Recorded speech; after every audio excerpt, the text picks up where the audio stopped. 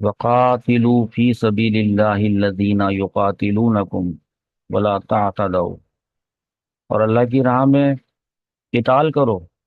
ان لوگوں کے ساتھ جنہوں نے تمہیں قتل کیا، جنہوں نے تمہارے ساتھ جنگ کی تھی، جو تمہارے ساتھ جنگ کرتے ہیں۔ ولا تعتدوا، لیکن حد سے نہ بڑھنا۔ ان اللہ لا يحب المعتدین، بے شک اللہ تعالیٰ حد سے بڑھنے والوں کو پسند نہیں کرتا ہے۔ دیکھیے، قرآن پاک میں جہاد کا حکم کئی مقامات پر آیا ہے، لیکن اس وقت ہمارے سامنے آیت نمبر 190 میں پہلی مرتبہ ہم پڑھ رہے ہیں قرآن پاک میں، پہلی مرتبہ جہاد کا جو حکم آیا ہے یہ وہ ہم پڑھ رہے ہیں۔ دیکھیے، 6 ہجری میں حدیبیہ کا واقعہ پیش آیا تھا، اور اس سال حضور علیہ الصلوۃ والسلام مدینے سے عمرے کا ارادہ کر کے مکہ مکرمہ کی جانب روانہ ہوئے تھے۔ تو مشرکین نے کیا کیا؟ انہوں نے حضور صلی اللہ علیہ وسلم کو مکے میں داخل ہونے سے روک دیا۔ اب یہ ایک مسئلہ ہوا، پھر اس پہ ایک صلح ہوئی، صلح حدیبیہ اس کو کہتے ہیں، اور یہ طے پایا کہ اگلے سال آپ تشریف لائیں، آپ صلی اللہ تعالی علیہ وسلم اگلے سال تشریف لائیں، تو آپ کے لیے پھر 3 دن کے لیے مکے کو خالی کر دیا جائے گا۔ نہیں، اگلے سال 7 ہجری کو آپ آئیں گے تو 3 دن کے لیے پورا مکہ آپ آرام سے 3 دن کر لیجیے گا۔ چنانچہ اگلے سال 7 ہجری میں حضور صلی اللہ علیہ وسلم عمرے کی ادائیگی کے لیے تشریف لائے مکے۔ اب اس دفعہ حضور صلی اللہ علیہ وسلم کے ساتھ 1400 صحابہ بھی تھے۔ اب صحابہ کرام کو یہ اندیشہ ہوا کہ اس مرتبہ اگر انہوں نے پچھلے سال والی حرکت کی مشرکین نے اور پھر ہمیں روکا، تو اب تو ایک سال کے اندر 1400 صحابہ عمرہ کرنے آ رہے ہیں، اس وقت تو اتنے نہیں تھے۔ تو اب تو پھر تو تضاد ہو جائے، وہ ہو جائے گا، تصادم ہو جائے گا۔ اگر کفار نے اپنا وعدہ پورا نہیں کیا تو کیا ہوگا؟ جنگ چھڑ جائے گی، اور حرمت والے مہینے چل رہے ہیں، یہ ذی قعد کا مہینہ حرمت والا مہینہ ہے، اس میں جنگ کرنا وہاں پر اس جگہ پر حرم میں منع ہے۔ تو صحابہ کرام نے یہ سوچا کہ حرم مکہ میں حرمت والے مہینے ذی القعدہ میں اگر جنگ کی تو مسلمان تو چونکہ حالت احرام میں ہے، ایک تو ان سے جنگ نہیں لڑی جائے گی، وہ جنگ لڑنا اس حالت احرام میں کتنا مشکل، اور دوسرے یہ کہ حرمت والی جگہ بھی حرمت والی اور مہینہ بھی حرمت والا۔ اور ویسے بھی پہلے سے ہی زمانے جاہلیت سے لے کر بھی ابتداء اسلام تک نہ حرم میں جنگ جائز تھی، نہ حرمت والے مہینوں میں پوری دنیا میں کہیں پہ جنگ جائز تھی۔ اس لیے مسلمانوں کو کچھ تھوڑا ہیزیٹیشن ہوئی نا، تو پھر یہ سوچا کہ پتہ نہیں اس وقت ایسے کٹھن وقت میں جنگ کی اجازت ملتی بھی ہے کہ نہیں ملتی ہے۔ اس پر یہ آیت نازل ہوئی کہ وقاتلوا فی سبیل اللہ، لڑو اللہ کی راہ میں، ان لوگوں سے لڑو الذین یقاتلونکم، جو تم سے لڑتے ہیں، بس حد سے آگے نہ بڑھنا۔ آ، حد سے آگے بڑھنے سے مراد یہ ہے کہ جو نہیں لڑتے ہیں ان سے مت لڑنا، جو جنگ کے قابل نہیں ہے، یا ان سے مت لڑنا جنہوں نے تم سے کوئی عہد کیا ہوا ہو، ٹھیک ہے نا؟ تو بچے، اپاہج، بوڑھے، عورتیں جو جنگ کی قدرت نہیں لڑتے نہیں رکھتے، تو ان سے مت لڑنا۔ آگے ارشاد ہوتا ہے اسی جہاد کے بارے میں کہ وقتلوہم حیث ثقفتموہم، اور جنگ کے دوران وقتلوہم، قتل کرو جہاں کہیں پہ بھی تم ان کو پاؤ، کافروں کو۔ جنگ میں گھس جاؤ پوری طرح سے جہاد میں پوری طرح انوالو ہو کے جنگ لڑو، جہاں کہیں پہ بھی تم ان کو جنگجوؤں کو پاؤ کافرین کے، مشرکین کے جنگجوؤں کو جہاں کہیں پہ بھی پاؤ دوران جنگ قتل کر دو۔ ایسا بھی ہوتا تھا کہ بعض مرتبہ جنگ کے دوران جو دو قومیں جنگ لڑ رہی ہوتی تھی تو وہ کسی کو پکڑتے تھے تو قتل نہیں کرتے تھے، ناک کاٹ دی، کان کاٹ دیا، جسم کے کوئی اعضا کاٹ کے ایسا چھوڑ دیا۔ اللہ تعالیٰ نے فرمایا کہ نہیں، گردن مارو، کام تمام کرو۔ پھر مکے سے ایک مرتبہ یاد کرو کہ تم کو انہوں نے کیسی قسم پرسی کی حالت میں نکالا تھا، تمہارے گھروں سے نکالا تھا نا، تو اب وَأَخْرِجُوهُمْ، اب تم بھی ان کو نکالو۔ ہاں، نکال دو ان کو، من حیث اخرجوکم، جہاں سے انہوں نے تمہیں نکالا تھا۔ اور ہمیشہ یاد رکھنا کہ اگر جہاد نہیں ہوگا، جنگ نہیں ہوگی، تو فتنہ ختم نہیں ہوگا۔ والفتنۃ اشد من القتل،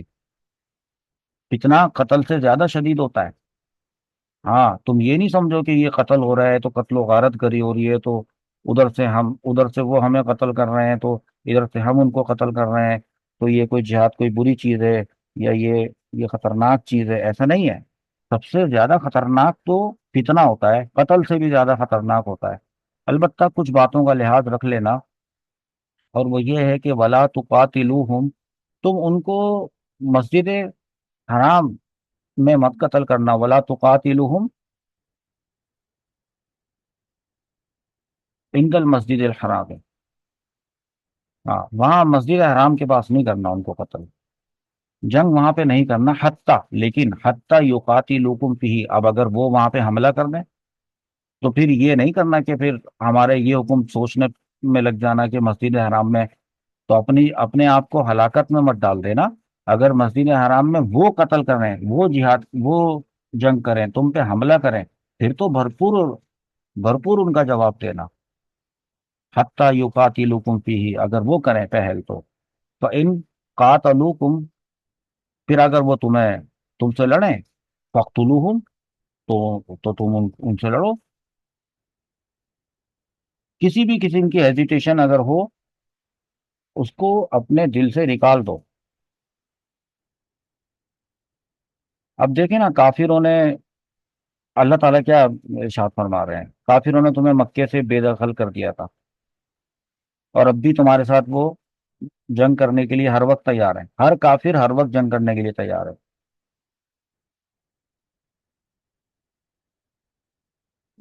اور یہ ان کا جو فتنہ ہے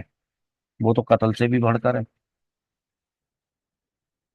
اور ان کا فتنے کا کچلنے کا یہی ہے کہ ان کی گردنیں مار دی جائے، ختم کیا جائے کو قتل کر کے،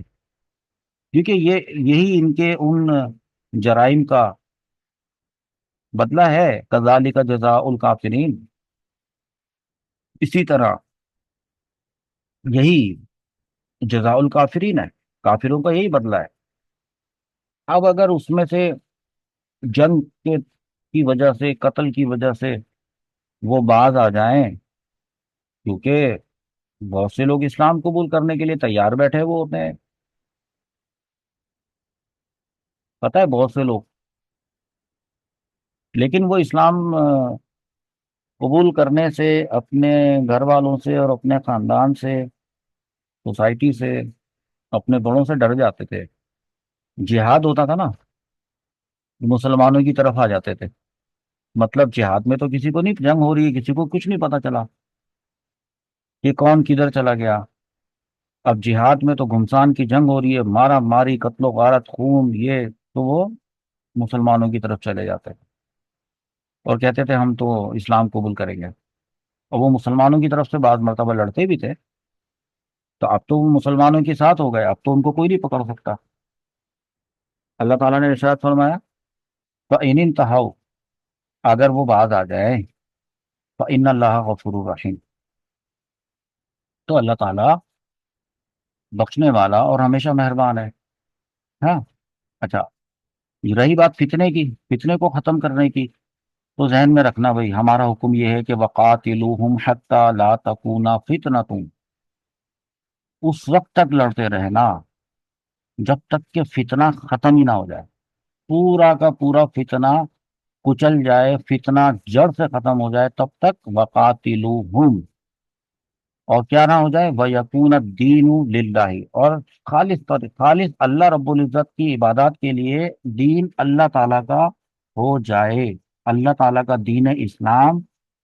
اللہ کے لیے ہو جائے، تب تک لڑتے رہو لڑتے رہو لڑتے رہو کہ کوئی فتنہ نہ رہے اور عبادت اللہ کے لیے ہو جائے۔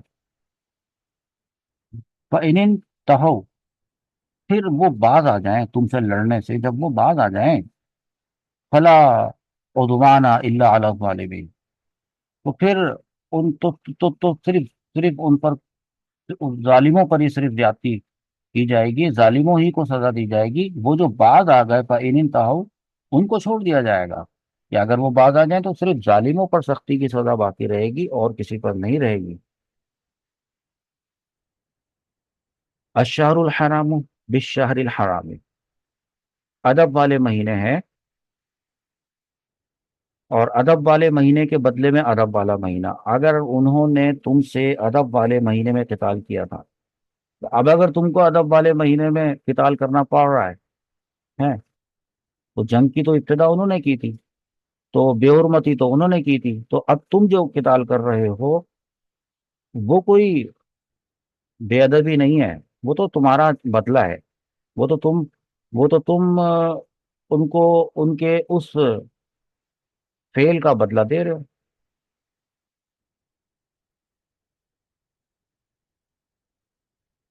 کون کون سے مہینے ایسے ہوتے ہیں جو کہ حرمت والے مہینے ہیں، اس کو بھی جان لیں، بلکہ حدیث کے ذریعے سے جان لیں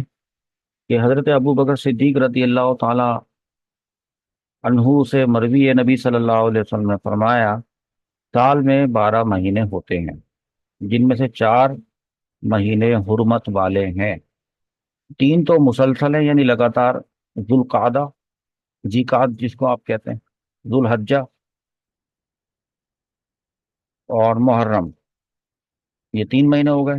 اور ایک رجب کا مہینہ۔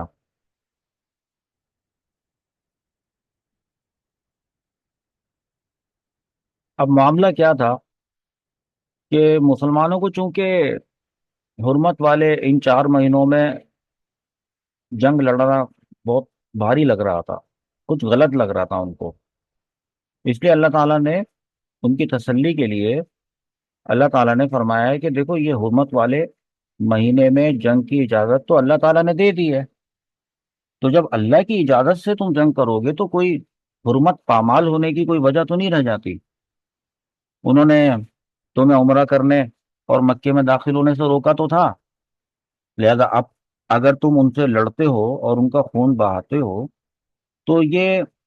حرم اور ماہ حرام کی کوئی بے حرمتی نہیں ہوگی، یہ تمہارے رب کی طرف سے ہے اجازت،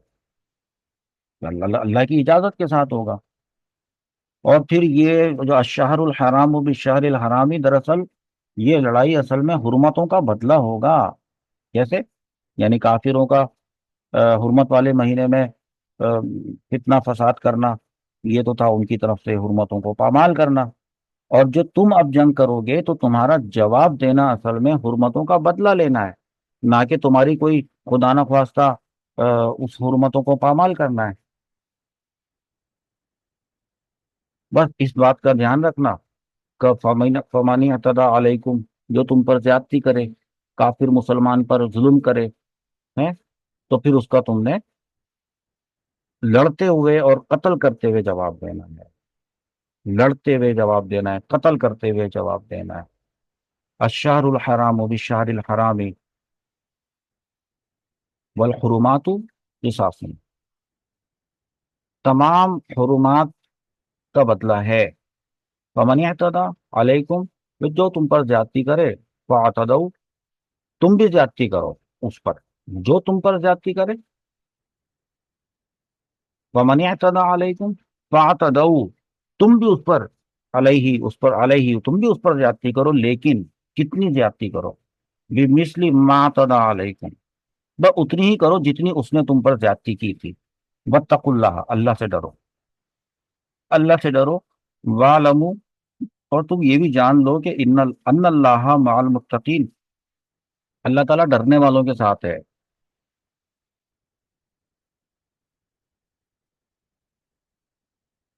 بدلہ لینے سے متعلق دین اسلام کی نا بڑی خوبصورت تعلیم ہے، جیسے ابھی اس میں سامنے آیا، اور بڑی خوبصورت اس میں یہ بات ہے. لیکن جس وقت، جیسے مثال کے طور پہ آپ پر کسی نے ظلم کیا ہے، مسلمانوں پر ظلم کیا ہوا ہے، اس وقت مسلمان کمزور تھے، اور اس وقت مسلمان انتقام نہیں لے سکتے تھے، پھر اللہ رب العزت نے ان کو طاقت دی، افرادی قوت دی. اب ان کے بچوں کو قتل کیا ہوا تھا، ان کو ان کے گھروں سے نکالا ہوا تھا، بڑی گھٹ گھٹ کے زندگی گزاری تھی، اب طاقت آئی ہے، اب افرادی قوت آئی ہے، تو جذبہ انتقام جوش مار رہا ہے، دشمن قبضے میں آنے والا ہے، آنے ہی والا ہے، اب سمجھ لو کہ غلبہ حاصل ہی ہوا چاہتا ہے. اس وقت بھی اللہ تعالیٰ کیا حکم دے رہا ہے؟ وَاتَّقُوا اللَّهَ، وَاتَّقُوا اللَّهَ، اللہ سے ڈرنا. تب بھی تقوی کا حکم دیا جا رہا ہے، وَاعْلَمُوا أَنَّ اللَّهَ مَعَ الْمُتَّقِينَ. زیادتی نہیں کرنا کہ انہوں نے تمہیں گھر سے نکالا تھا، انہوں نے تمہیں مجبور کر دیا تھا ہجرت کرنے پر، اور کچھ تمہارے لوگوں کو قتل کر دیا تھا، تو اب تم یہ کرو کہ ان میں سے ایسے کرو کہ ان کی ایک پکڑو تو اس کی ایک کی ٹانگ کاٹ کے اس کو چھوڑ دو ایسے ہی، ایک ایک کا ہاتھ، دونوں ہاتھ کاٹ کے اس کو چھوڑ دو، کسی کی آنکھیں نکال کے اس کو چھوڑ دو. ایسے نہیں کرو، اللہ سے ڈرو. قتل کیا تھا تو قتل کر دو. آگے اللہ رب العزت کی راہ میں مال خرچ کرنے کا بیان آئے گا، اس کو انشاءاللہ الگ سیشن کر کے بیان کرتے ہیں.